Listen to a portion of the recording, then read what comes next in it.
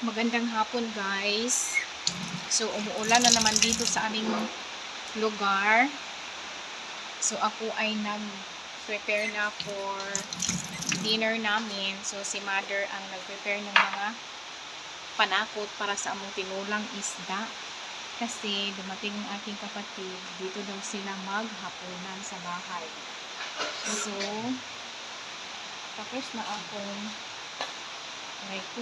tapos na akong nagluto ng busy talaga si mother.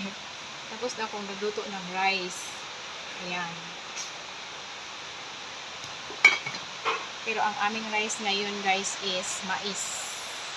Mais ang aming kanin ngayon. So, fresh from the farmhouse. At saka, ito, nagluto na rin ako ng pritong isda. So, itong pritong isda ay ito ang aming gawin kong tinola. So, piprituhin ko muna siya. Yung mga ulo muna ang aking ipiprito. Kasi yun ang ating gawing tinolang isda. So, ito na rin. Nag-ready na rin ako ng pinakuloang tubig para sa aking tinolang isda. So, at saka ito pa rin. Yan. Pipituhin ko rin yan. So, ito naman, ito ang aming leftover kagabi na ulam. Kasi ang ulam namin kagabi is pansit. So, marami pa rin pansit. So, hindi naman namin maubos. So, kinuha ko na lang yung pang-tsa-tsa day na? Ay, dili, uy, murag kang wiwing na. Basta, ay, ang katong gisidlan o pansit, mo to kang tsa-tsa, pero tapos sa ref, kay para to sa iro man good. So, ayan guys. So, ito, kinuha ko to sa pansit. Since hindi pa naman siya panis. So, leftover na ulam. So, pituhon ako siya ulit. Okay. So, ayan. So, ito na rin ang pansit namin na leftover kagabi. So, wala na yung mga karne guys kasi kinuha ko na kasi makain pa naman yung karne. So, ibahong ko ni siya sa iro. So, ayan. Si mother doon. Si mother doon nag-prepare ng mga ricados. So, ayan. So, kumukulo na yata ang aking, tingnan ko muna ang aking, asa na ba yung aking pot holder? Kinuha na naman ni mother. Char. Ito lang pala.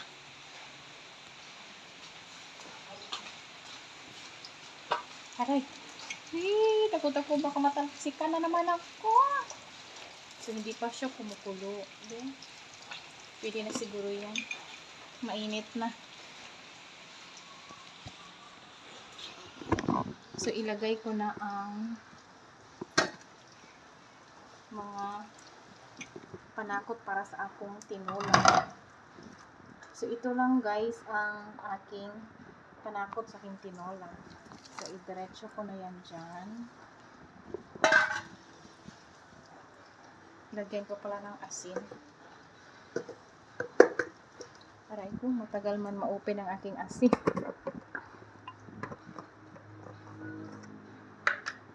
Saglit. Sabi yung asin ko. Ayan. Talasikan yun ko. Gisagon ko na ko sa prito guys. Ang katong nauna nga karne nga kung leftover nga giprito otro. Okay. Hoy! Huwag kang manalsik. My God, ang sakit pa namang matalsikan. See you later guys.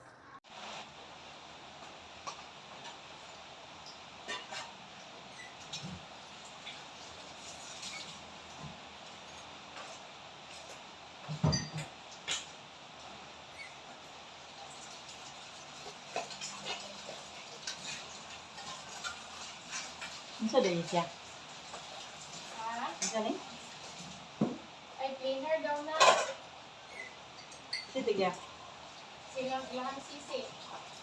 Nagka ng habol na siya ba? Kailangan i-dispose. Kasi hindi na daw nila kailangan. Kaya ganun.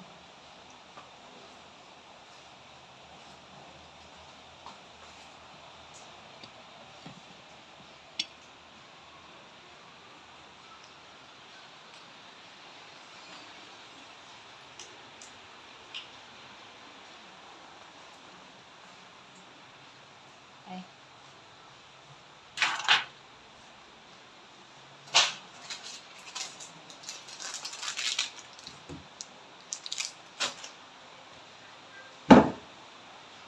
So, hihintayin ko muna na maluto ang aking pritong ulo ng isda. Saka ko siya ilagay doon. Ay! Natalsikan talaga ako.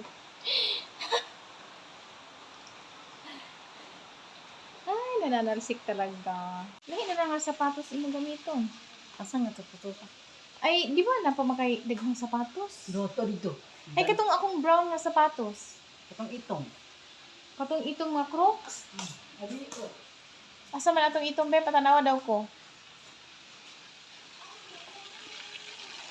So, ayan ang aking last batch na prito nga isda. Ako nang gilunod guys ang katong piniritong isda nga ulo diya sa among tinulang isda. So, let it simmer for a while and let it golden brown ang aking piniritong isda. Ha? Unsa man? Kay. Asa? Oo, kana lang sa gamito. Isa tiya. Ako Alam ko. Sige. Sige, upo ka ni. Oh, manihapon lang kadaan. Ay, ako mag-anhi. Ay, papanihapon to sa ante. Kumandi naman to siya mga pit. Pa manihapon. Gani, manihapon. Gani mo daan. Gani. Lagi. Oh, sige. Abi na kung unsa nga sapatos imong hulaman. Brown ba din na siya? Ay, black ba din na siya? Dark Blue. brown. Blue. Blue? Abali, dark brown nga. Black. Blue ni. So, samtang naglatch ako sa akong gipangluto guys nga mahuman, magbahog sa ako og ero. Kay niundang naman ang ulan. Handa ang mga manok. Basketball mo dyan. Manok! Nabasa na kayo dyan. Ano sama? Kinsa nag-basketball? Di unsa man ipag-lock sa gate. Di man maubalik pa. Okay, nabasa. Unsa akong pagdungo? Lawi di ko kabris among gate.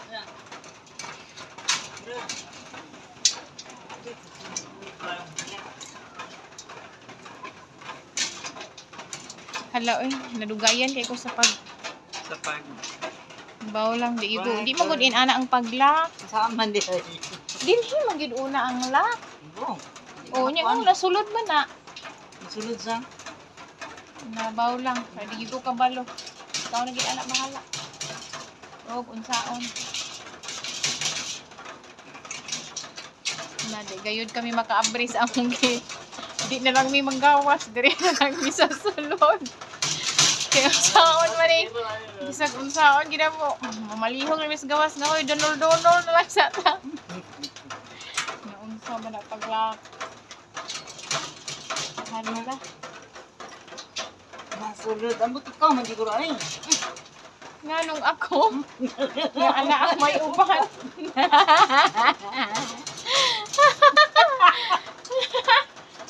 Na. Ang timing na buang. Ay! Kami hawa dali. Sayon na lagi. Sayon, may pagsuksok. Kapila lagi po naka-experience ng inana lagi nga. Muna. Hindi tagaw na yun ko, ana. Kaya ako'y pumititig abri nga inana ang style.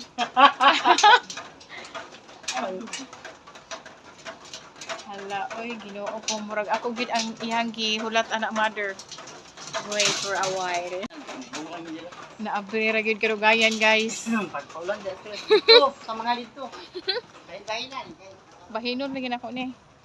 Gamak na po ni mga iro ron. Oh, dali na kinanay yung mga pagkaon. Eh, Ay, sorry. Asa man ang isa? Tuy! Oh. Wala, uy. Nara, oh! Hoy! Uy, ginoo ko. Ayag yun ko ninyo pagka ng kuan na. Wala ba dyan kong hilabot ninyo? Hi!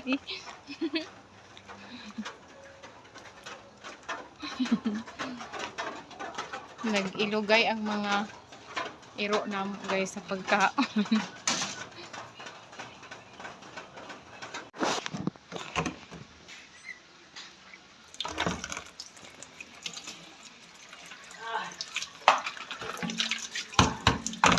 Linuan ra na ako. Okay, pagkaon naman na sa limpyo ko na siya. Okay. Naaamoy ko na ang aming tinola. Kumukulo na talaga siya. Kaya natatakot ako dito sa aking pineritong isda. Kasi mananalsik na naman ito. Aray. Okay. Later.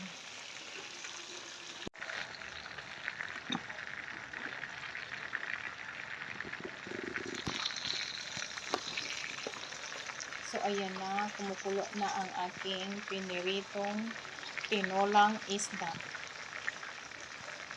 So, mamaya pang kunti ilagay ko na ang kalamonggay. At saka ang aking piniritong isda, hindi pa siya brown. Parang mamaya pa yung kunti maluluto. O baliktarin. So, ayan na guys. Binaliktad ko na ang aking piniritong isda. At saka tapos na rin ako sa aking tinula. So, hinihintay ko na lang na maluto ang aking piniritong isda. At saka kami ay kakain na. So far guys, umuulan pa rin dito sa aming lugar. See you in a minute. Dinner time. Eating time nami guys. Di gani daw kuno. Oh, kaon na kuya. Siyempre, ko dyan. Oh, karon na. Dito ra ko mo rin pa. Dito daw siya mulingkod. Hala, okay na imong ipon kuya. Murag dili halata nga kanang full state kuya. Joke. Wala ka, murag taas. Ubos.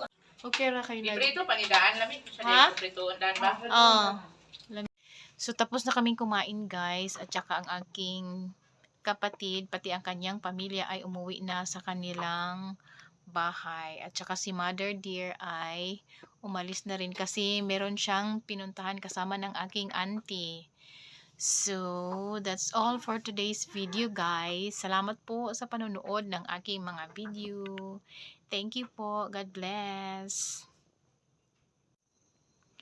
At ako ay matutulog na. So, nandito na ako sa aking kwarto. God bless you all.